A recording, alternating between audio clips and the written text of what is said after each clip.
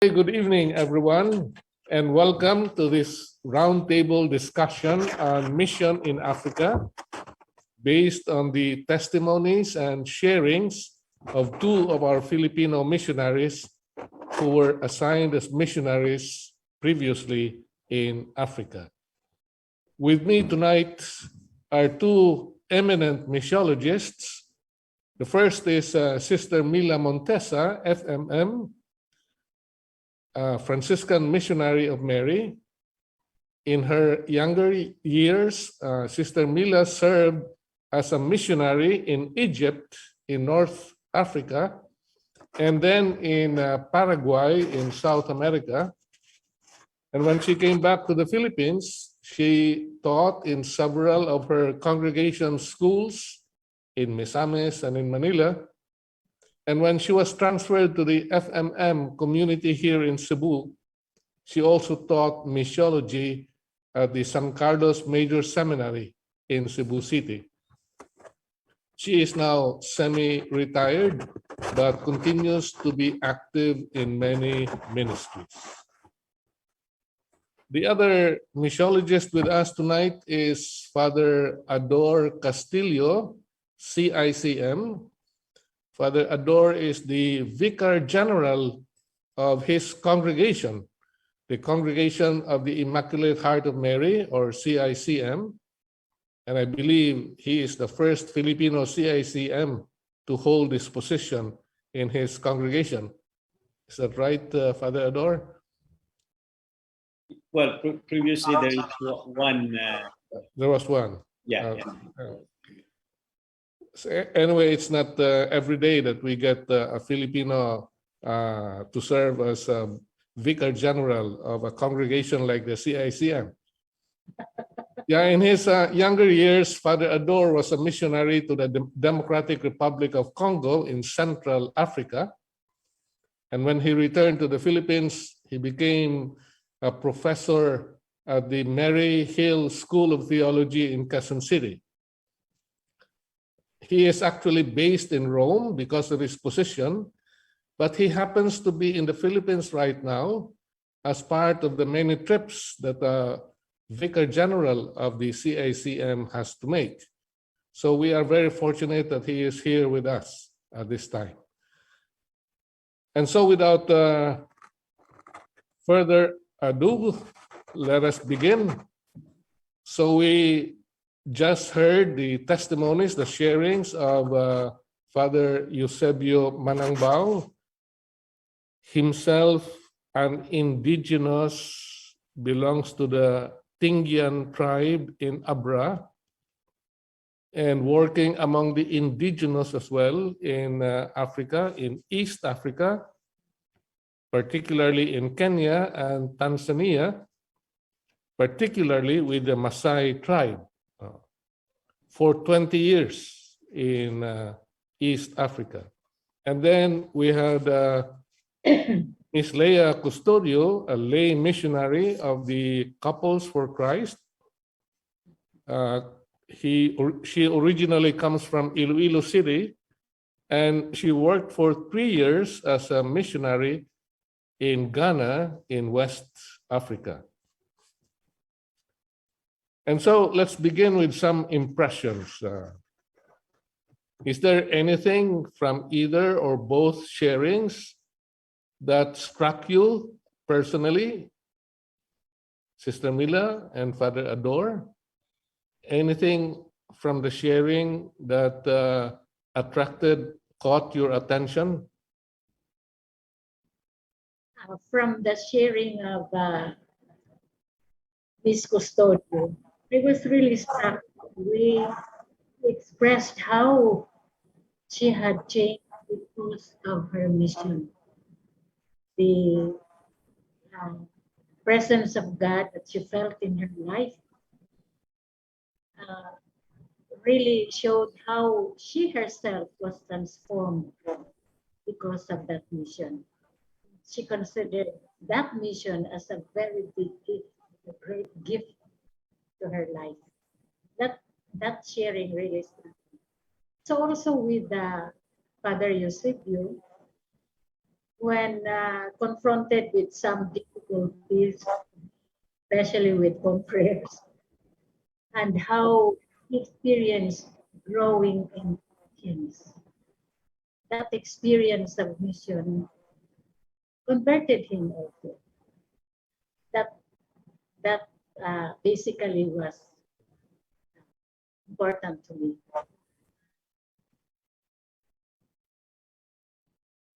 How about in your case, Father Ador? Yeah, indeed I was impressed by the two sharers, Father Eusebio, as an SBD missionary in the Masai, and of course the lay missionary Leah. It's really, for me, it was really inspiring, no? And there are some resonances in my own experience in Africa. With Father Eusebio, of course, for both of them, the language, no? To learn the language is a challenge. It's indeed, you have to put time and effort, and it really at times is really frustrating, no? At the very beginning, no? Because I also learned Swahili, no, like Father Eusebio. Swahili is also spoken in the Democratic Republic of Congo, in the north and the eastern part of the Congo. So more or less, for me, that's it resonates in my own experience, learning the language, especially the beautiful language like Swahili. In the experience of Leah, one of the things that struck me is that, if you're a stranger, a missionary, a stranger in a foreign land, at certain moments, especially in times of frustration, in times of, disappointments, you tend to get your strength, to draw your strength from your kababayan, no? Or your companions, no? Like, for example, he mentioned about, getting in touch with other missionaries or other, Filipinos in the area, which gives you some comfort, which is quite normal, no? Another thing is like the frustration of, getting into let's say, in a remote barrio for your work, and then suddenly nobody was there. Okay, especially during time of harvest, or during time of, like, for example, in the case of where I used to work, after the rainy season, practically when you go to the villages, it's empty. It was practically empty. Only you find old people, because most of the young guys are in the fields or in the forest, no? Okay, so something like that. Now, in the case of Father Eusebio, something like that experience of, if they really love you as a missionary, they will give the names, your name, to the children. Like, for example, I had the same, practically almost the same experience. Like, before I left, I was transferred to the capital in Kinshasa in 1995. No, I first worked in the other part, the Kisangani, 88 to 91. And then sometime in 96 or 97, I was transferred to Kinshasa. And then when I went to visit the villages and to say goodbye, on my way back to the parish, I was, stopped by a lady and said, "Father, please stop." And then right away, he took a baby from the hut and said, "Father, his name is Adorable. My full name is Ador Adorable. No?" He said, "His name is Adorable. Sorry, Father, I gave your name to my child, my baby boy." I said, "Okay, fine, that's no problem. It's an honor." And I said, "You go to the parish on Sunday, and I will baptize your child." And before I left, there were about a dozen adorables there in the parish. No, I mean, that's the really resonates in my own experience, which is quite inspiring. No? Okay, I mean, that's some impressions that I got from the sharings. Yes. Also, in my case, I was struck by the fact that both Miss Leah and Father Eusebio, they experience a transformation in themselves. I think it is mentioned by Father Ador and also by Sister Mila. I think this is worth mentioning because this has to do with the discussion we had in the International Missiology Symposium regarding the movement from the purely ad gentes understanding of mission to an understanding of mission also in terms of inter gentes. A purely ad gentes understanding of mission was one way. Mission was everything the missionary did for the people. And the change expected was on the part of the people. The missionary was already perfect or correct or orthodox Christian, and the change was to be expected to take place among the people. But in the newer understanding of mission as also inter gentes, we see mission as a two-way traffic, not just what the missionary does for the people, but also what the missionary becomes because of the people, what the people can do for the missionary. And I think that's what both of these missionaries of ours experience in Africa.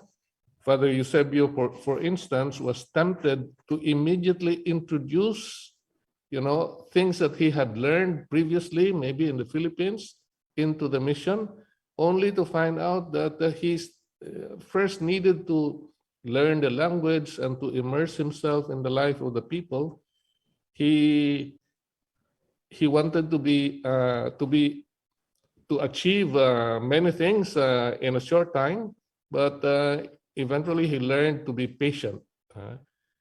And also Miss Leah also a transformation in herself, saying that her faith in Ghana was really tested and strengthened in such a way that she acquired a greater relationship with the Eucharistic Lord, the Lord in the Eucharist.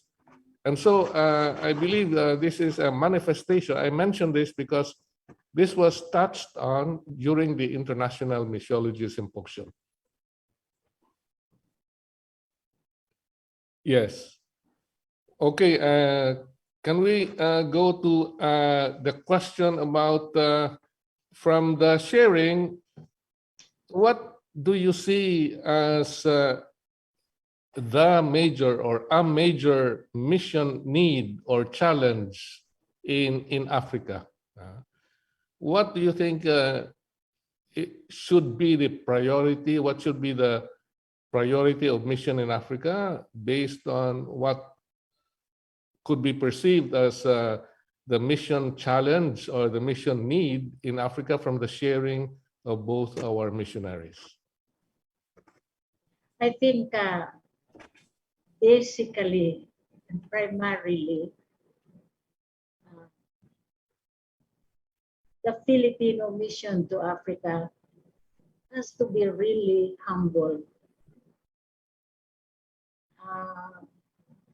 Because as you have defined missio ad gentes, if we have that idea that we are bringing something to share with them because they do not have it, I mean, in contrast to mission inter gentes, I think the humility is really very important for the missionary that goes to Africa. I think it came out very clearly in their sharing how they have really accepted the culture of the people, and of course from the sharing also of Father Eusebio, of course we cannot avoid being shocked or see the difference or something that we compare with what we have,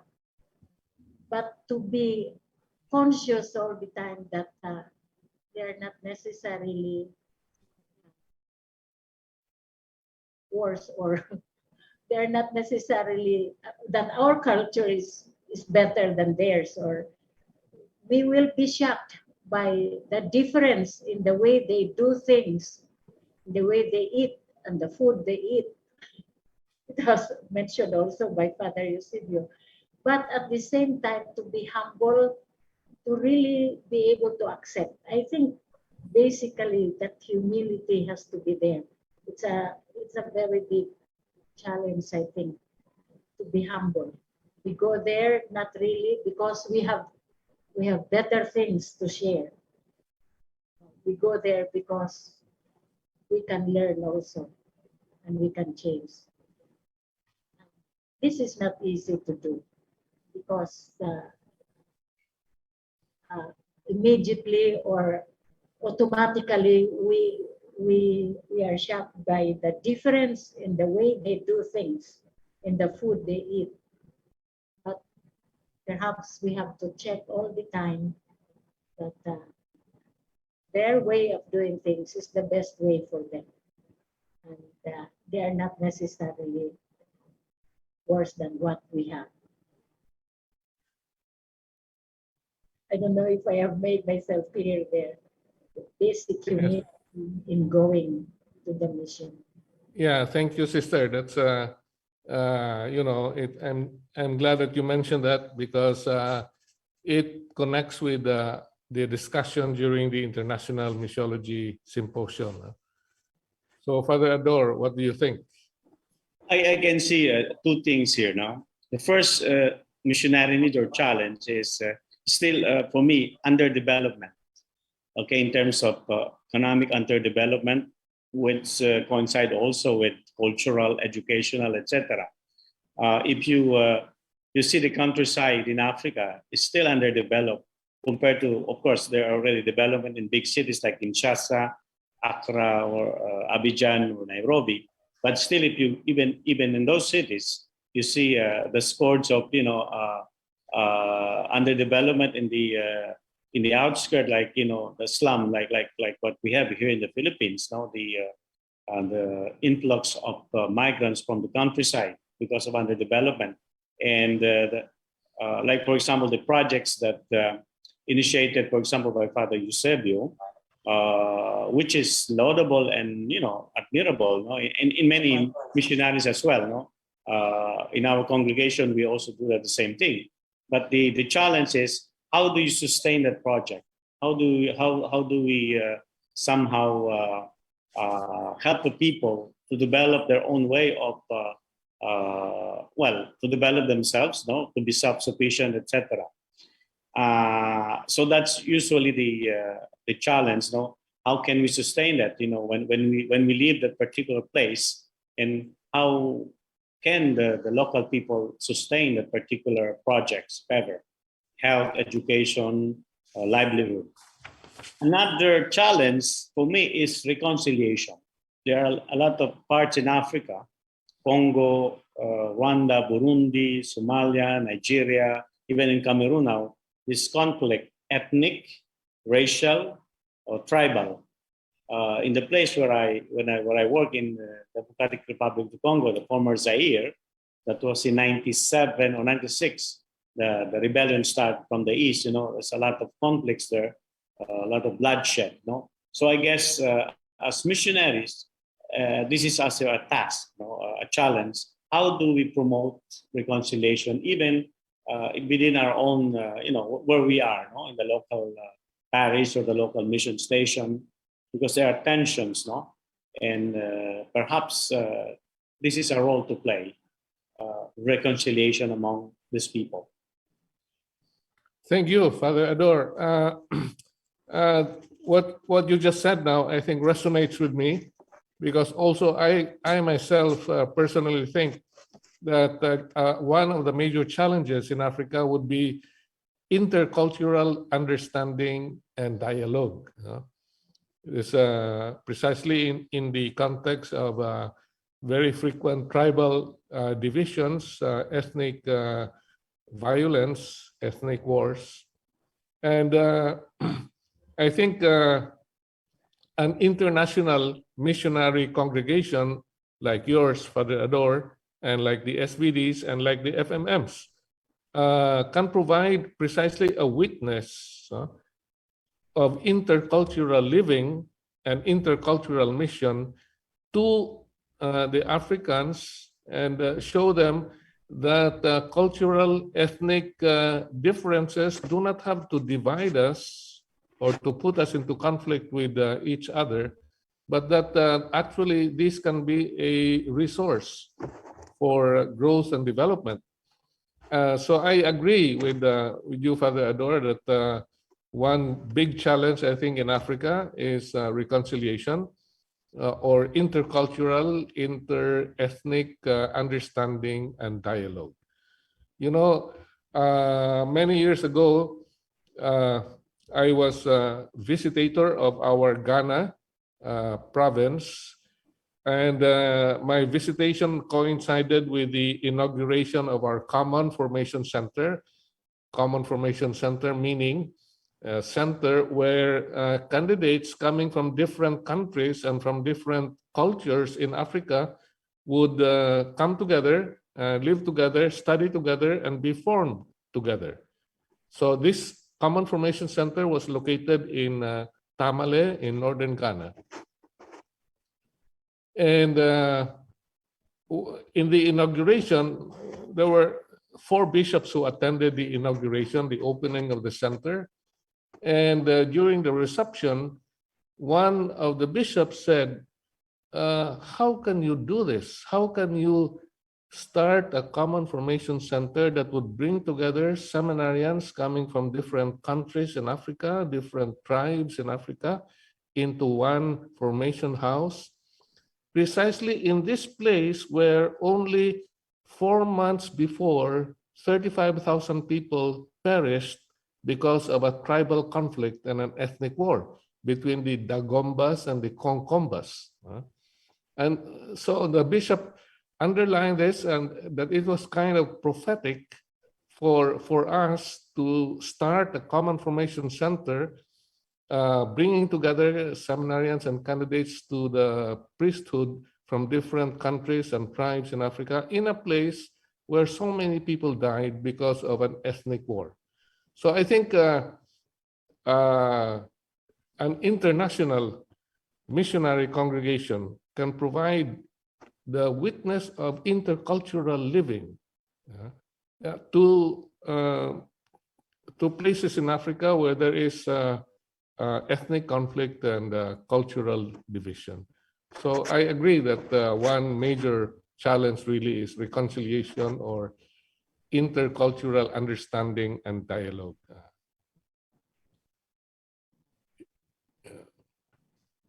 And in the context of these challenges, what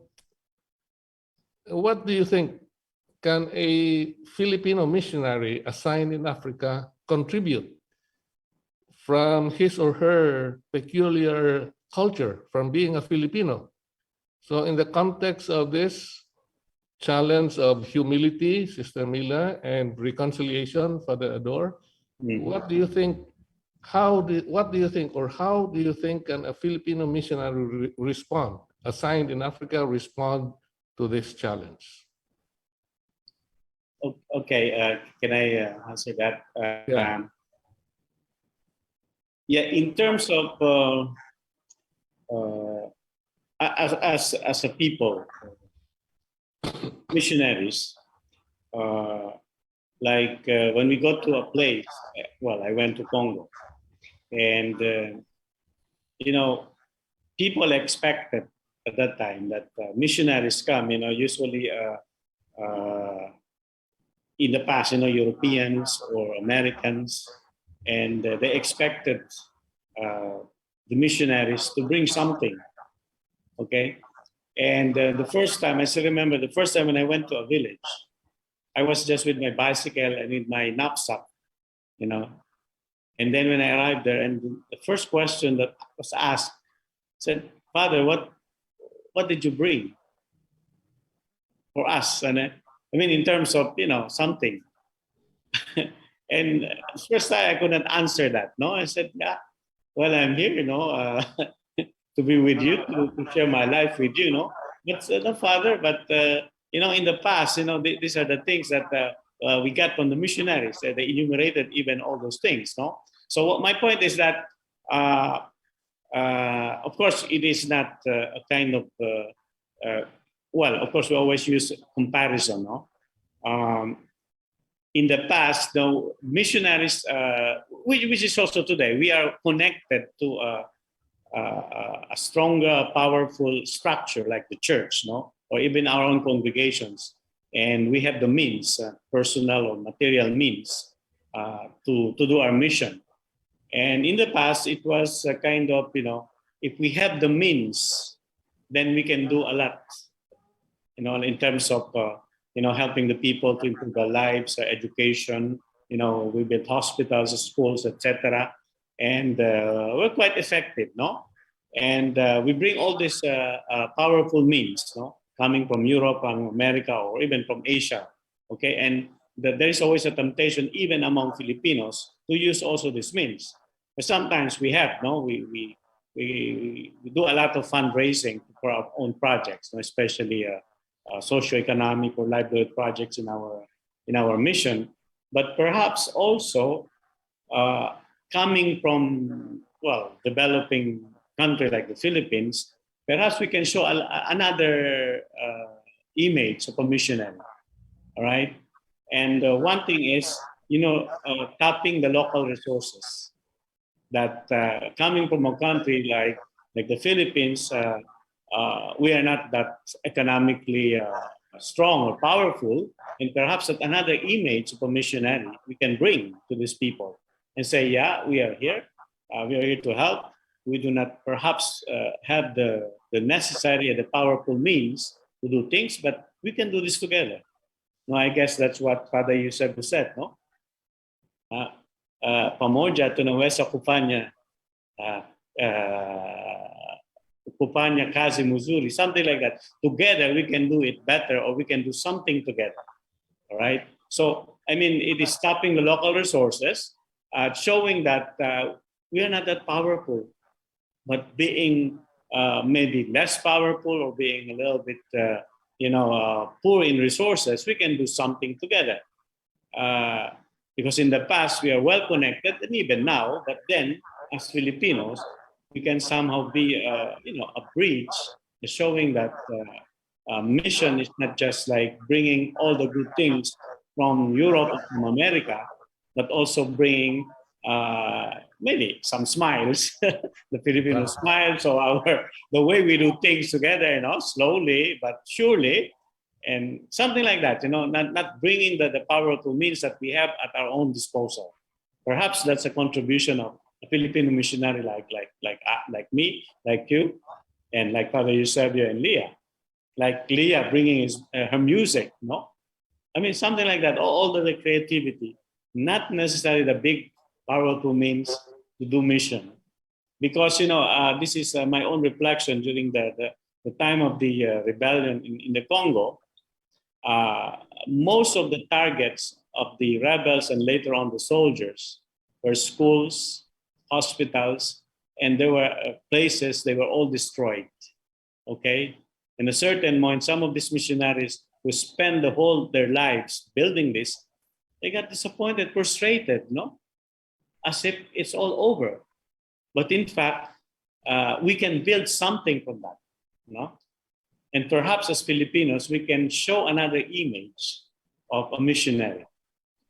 This is just my own reflection that somehow, in terms of our presence, very simple, very humble missionary, we can say to the people, we can do it together. Okay, we are with you. Yeah, thank you, Father Ador. Sister Mila, you have something to say in Yes. this regard? I'm just thinking of the way Leah and Father Eusebio did their mission. Leah establishing friendship with the people, and friendship with the local clergy, with the bishop, with other missionaries. I think that is very Filipino. The way we relate with others, the way we deal with people. Father Eusebio the same, how he lived with his confreres and witnessing to the people friendship and community life. I think this attitude, I think we have it as Filipinos, our way of dealing with people, which is quite different from the the Westerners. We have a way of touching the lives of people. I think that is very valuable. The way we relate with the local people, with other missionaries, the way Leah established friendship with the bishop and the clergy. And she even quoted that the key to the success of their mission was the friendship with the local missionaries. I think we can do that. We can highlight on that as something that we can uh, perhaps include in the preparation for missionaries to Africa. This kind of personality, Yes, friendly personality. yes, that is very, I think, important to underline. In the sharing of Father Eusebio, when he, for the first time, met the elders of the Maasai tribe, the first question was, can you build a school? I'm sure that their image of a missionary was the image of a European missionary with all the resources, the money, and the power. And so the first question was, can you be like the missionaries of before, no, of the past? Can you also build a school? That is why I think, as Father Ador would put it, I think the Filipino can provide a different image of the missionary. Not so much the missionary that can build physical structures, but a missionary that can build community, establish relationships and friendships, as Sister Mila would put it, with the people. I think this points to a shift. No, we mentioned the shift from purely agentes to also intergentes understanding of mission. Now, I believe there is also another shift, and the shift is from the emphasis on the work of the missionary to the person of the missionary. And therefore, from the emphasis on the effectivity of what we do in the mission to the focus on the credibility of our witness. And I know you know this, that this shift, I think, was triggered by the famous statement of Pope Paul VI in Evangelii Nunciandi, when he said, the people of today listen more willingly to witnesses than to teachers.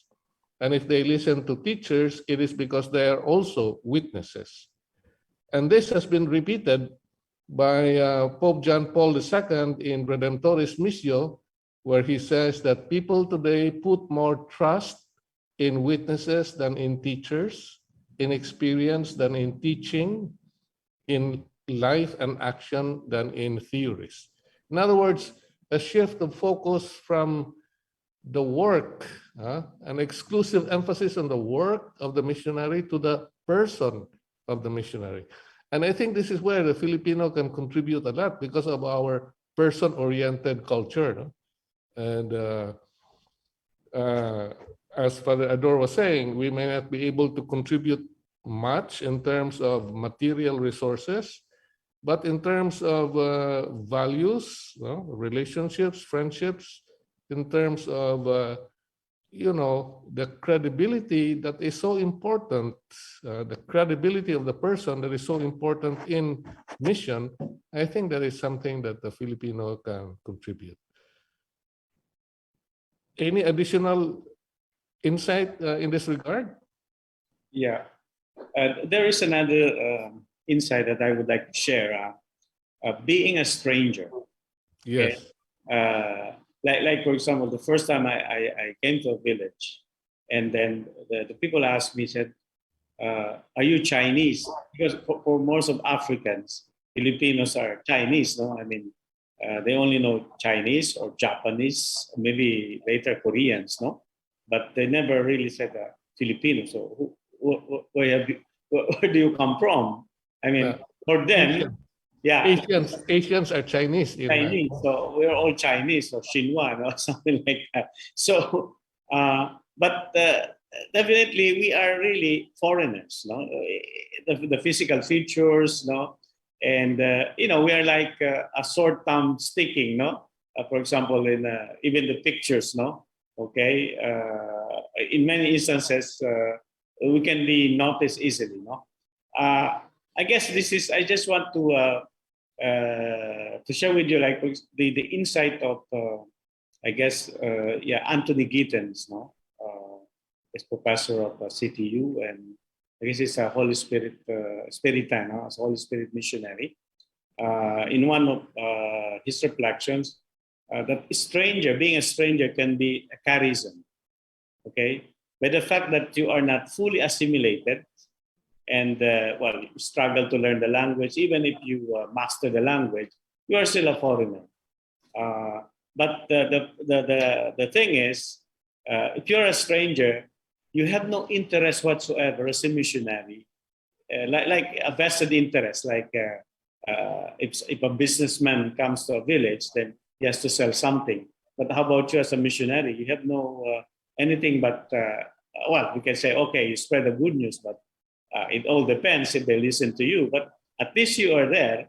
Your presence makes a difference. Like for example, according to Gittens, being a stranger, you're an outsider. You have a different history, and perhaps you can share that difference with the people. And another thing is, if you're a stranger, you enter into the so-called closed worldview. Okay, sometimes in most villages in Africa, they are just very a tightly knit family or tribe. But then here comes a stranger, trying to break the ice, I mean, and then as we said already, in many parts there are some tribal conflicts, even nearby tribes, By the fact that you are there as a stranger, you can break the ice. You can be a kind of bridge builder, and your presence can be potentially life-giving.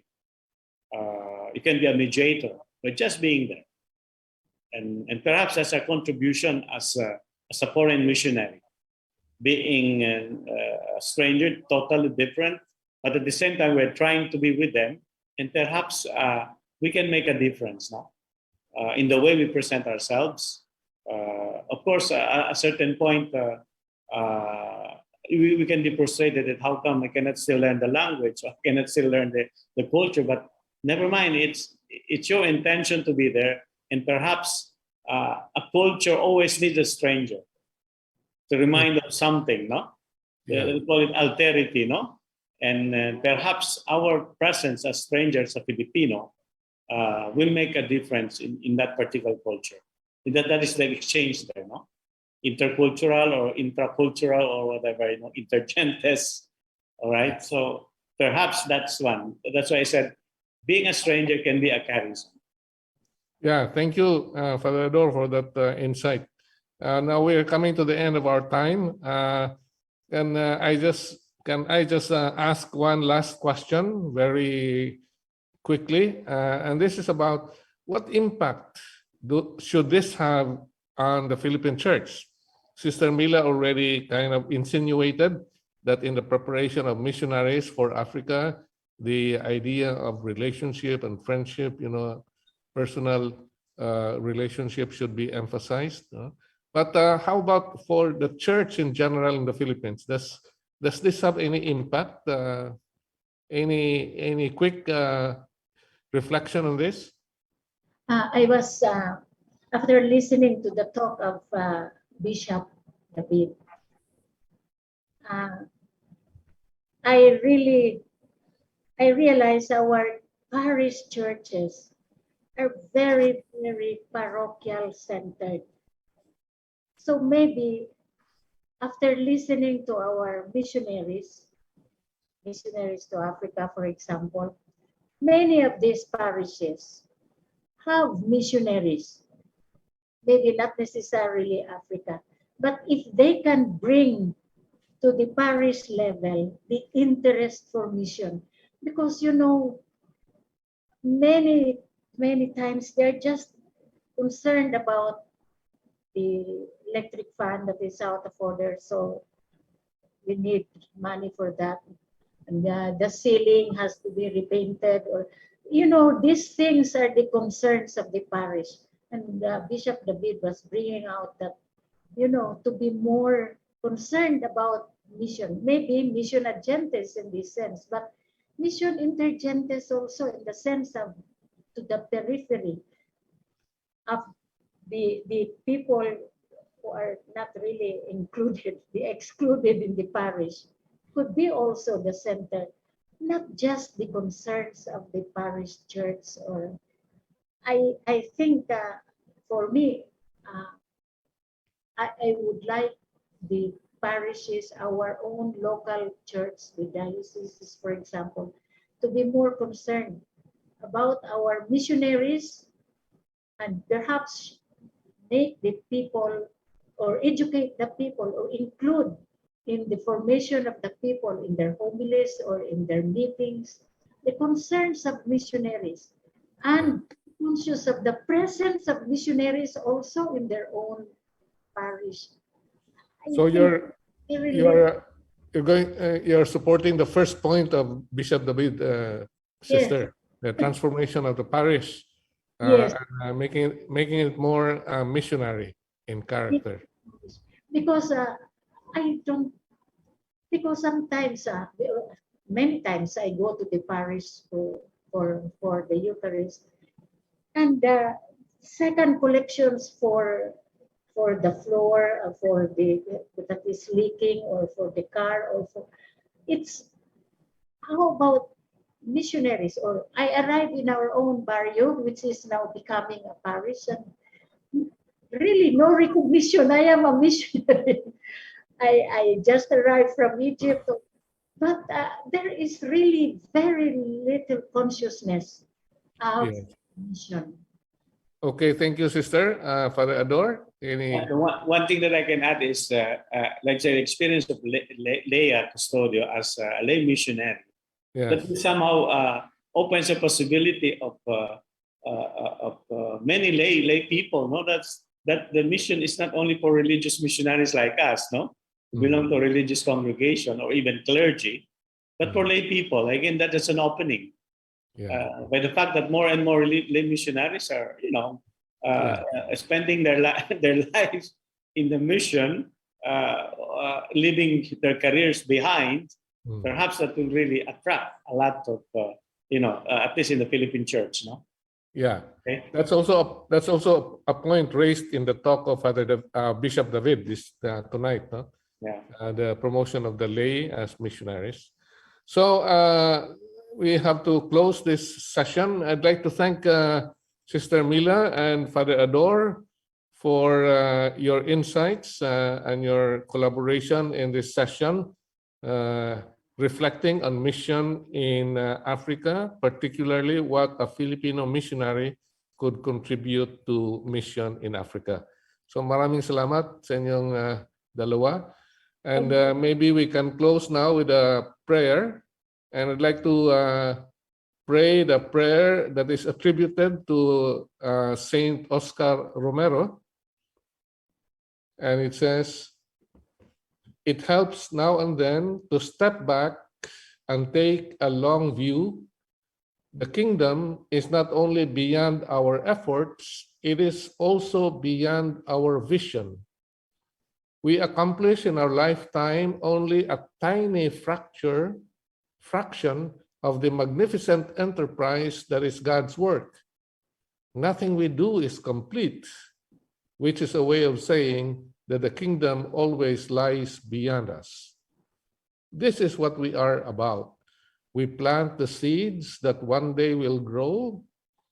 We water seeds already planted, knowing that they hold a future promise. We lay foundations that will need further development. We provide yeast that produces far beyond our capabilities. We cannot do everything, and there is a sense of liberation in realizing that. It may be incomplete, but it is a beginning, a step along the way, an opportunity for the Lord's grace to enter and do the rest. We may never see the end results, but that is a difference between the master builder and the worker. We are workers, not master builders. We are ministers, not messiahs. We are prophets of a future that is not our own. Glory to the Father, and to the Son, and to the Holy Spirit. As it For was us to the beginning, is now, and will be forever. Amen. Again, maraming salamat. Thank you very much, Father Ador, Sister Mila. Thank you too, Father Tony. Good Okay. to see you.